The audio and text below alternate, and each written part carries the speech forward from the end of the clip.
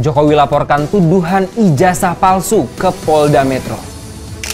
Kecelakaan maut minibus travel Bhinneka tabrak truk di tol Cisumdawu, 3 orang tewas.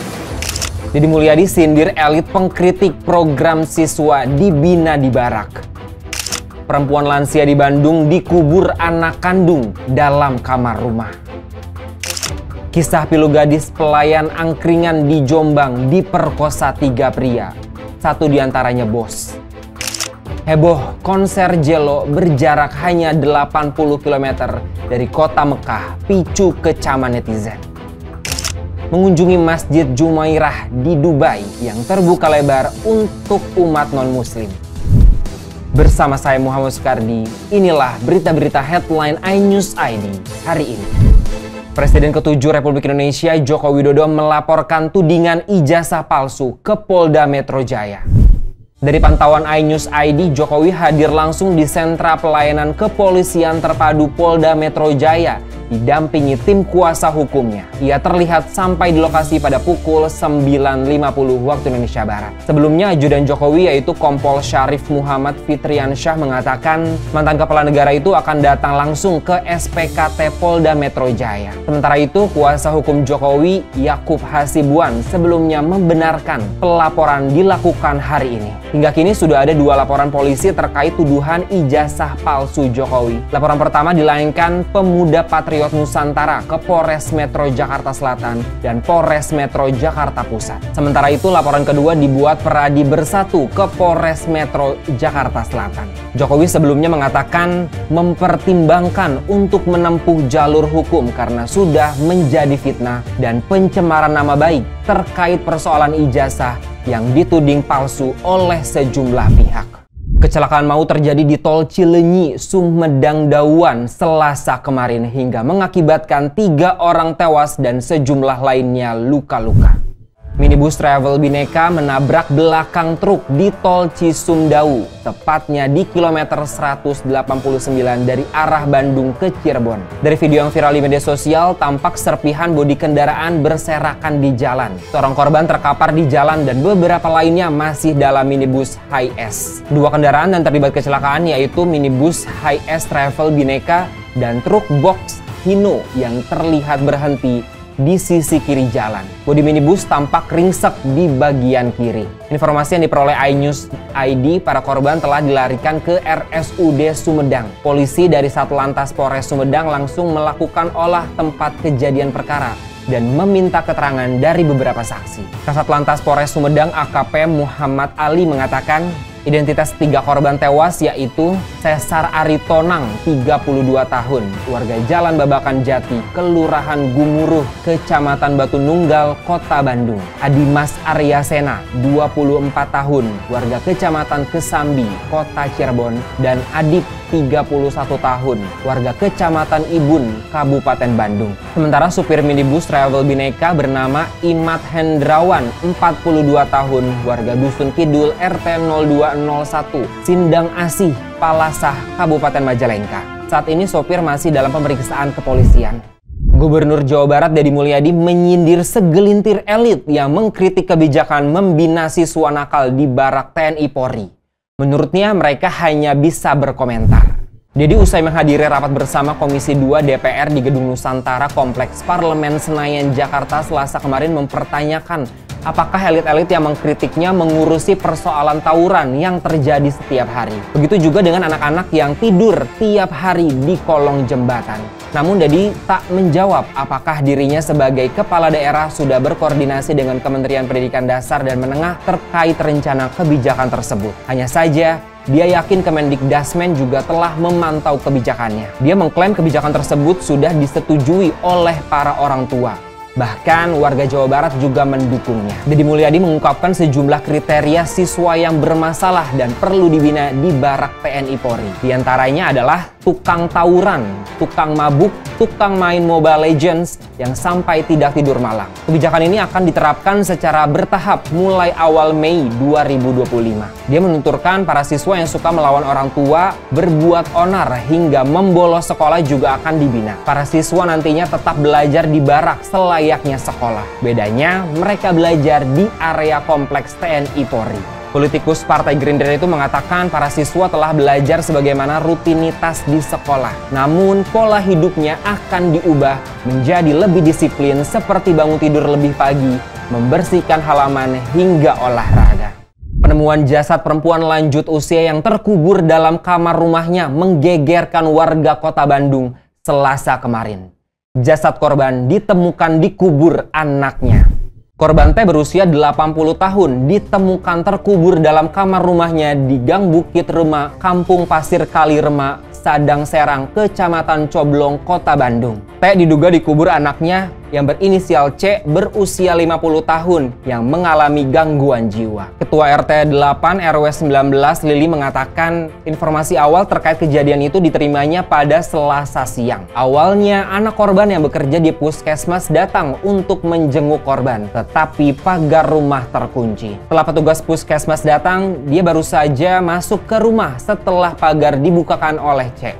Mereka pun kaget menemukan jenazah korban dibungkus menggunakan karpet dan dikubur dengan kedalaman setengah meter di dalam kamar. Sebelum jenazah korban ditemukan, warga sekitar sempat mencium bau tidak sedap cukup menyengat dari dalam rumah korban. Warga juga sempat mendengar C kerap melakukan tindak kekerasan terhadap ibunya, seperti mencubit atau mencakar dan menendang. Setelah penemuan mayat ini, C telah dibawa ke Rumah Sakit Jiwa Cisarua, Kabupaten Bandung Barat. Sementara jasad ibunya dimakamkan. Kapolsek Coblong Kompol Ricky Erikson mengatakan masih menyelidiki penemuan jenazah perempuan lansia di dalam kamar tersebut. Seorang gadis pelayan angkringan berusia 15 tahun di Kabupaten Jombang diperkosa 3 pria secara bergiliran. Salah satu pelaku yang memerkosa korban berinisial M, ternyata bos angkringan tempat korban bekerja. Usai melampiaskan nafsu bejatnya, ketiga pelaku melarikan diri. Namun, mereka akhirnya tertangkap. Ketiganya masing-masing berinisial KA 51 tahun, JT 21 tahun, dan KM 19 tahun. Para pelaku warga Kecamatan Tembelang, Kabupaten Jombang. Kasat Reskrim Polres Jombang AKP Margono Suhendra mengatakan aksi pemerkosaan itu sudah direncanakan oleh KA dengan memanggil korban ke tempat kerjanya. KA kemudian memerintahkan korban melayani dirinya dan 2 temannya minum minuman keras. KA juga memaksa korban minum miras. Usai pesta miras, pelaku KA kemudian memerintahkan kedua anak buahnya untuk membawa korban ke area persawahan yang sepi. Di tempat tersebut, KA memaksa korban untuk berhubungan badan dan mengancam akan membunuh korban jika menolak. Tak sampai di situ, 2 temannya juga memerkosa korban. Setelah kejadian itu, pelaku mengancam korban agar tidak melaporkan peristiwa tersebut kepada siapapun. Orang tua korban kemudian mencari korban dan menemukannya di rumah majikan. Tak terima dengan peristiwa yang dialami putrinya, orang tua korban melapor ke polisi. Akibat perbuatannya, para pelaku terancam dijerat Undang-Undang Perlindungan Anak dengan ancaman hukuman maksimal 15 tahun penjara. Konser musik Jennifer Lopez di Jeddah, Arab Saudi baru-baru ini menjadi viral dan menuai kecaman netizen. Konser penyanyi pop itu dilakukan hanya 80 km dari kota Mekah, tempat berdirinya bangunan paling suci bagi umat Islam, Masjidil Haram. Jalo mengguncang panggung di kota Jeddah untuk mengisi Grand Prix Formula One. Konser bagian dari upaya Arab Saudi untuk mencapai visi 2030 di bidang hiburan dan budaya itu pun dengan cepat memicu perdebatan tajam di media sosial.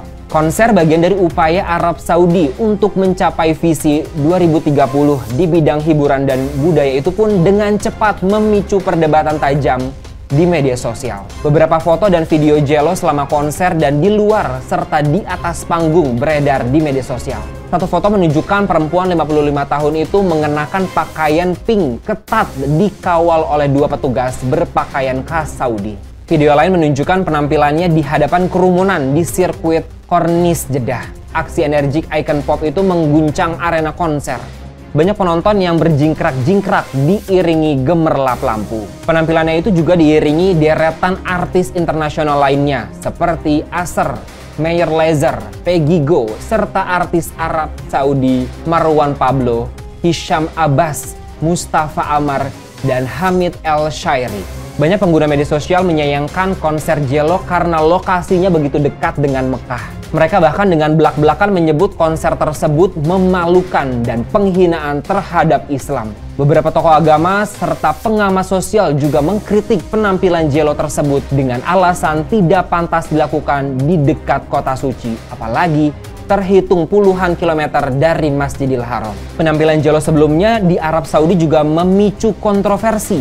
Dia sempat tampil di peragaan busana Elisa Saab di Riyadh pada Desember 2024.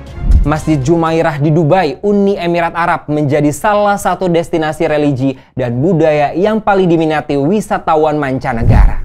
Dengan gaya arsitektur Fatimid, masjid yang diresmikan pada 1979 itu terlihat indah dan memancarkan nuansa klasik. Masjid yang menjadi salah satu landmark kota Dubai ini tak hanya menjadi tempat ibadah, tetapi simbol keterbukaan. Tidak seperti kebanyakan masjid lainnya di kawasan Teluk, Masjid Jumairah membuka pintu selebar-lebarnya bagi pengunjung dari kalangan non-muslim. Melalui program Open Doors, Open Minds yang diinisiasi oleh Sheikh Muhammad Center for Cultural Understanding, pengunjung dari berbagai latar belakang diajak untuk mengenal Islam lebih dekat dalam suasana yang santai dan penuh dialog. Tur berpemandu yang digelar setiap pagi menjelaskan makna dari berbagai elemen dalam masjid, dari fungsi ruang sholat hingga makna azan. Yang paling menarik, sesi ini terbuka untuk tanya jawab secara langsung. Pengunjung yang non-muslim bisa bertanya apa saja terkait Islam di sini, termasuk mengenai stereotip yang kerap melekat pada Islam.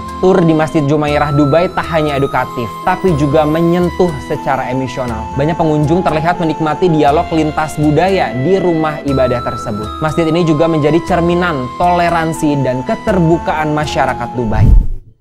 Demikianlah berita-berita headline iNews ID hari ini. iNews ID, cepat, terpercaya.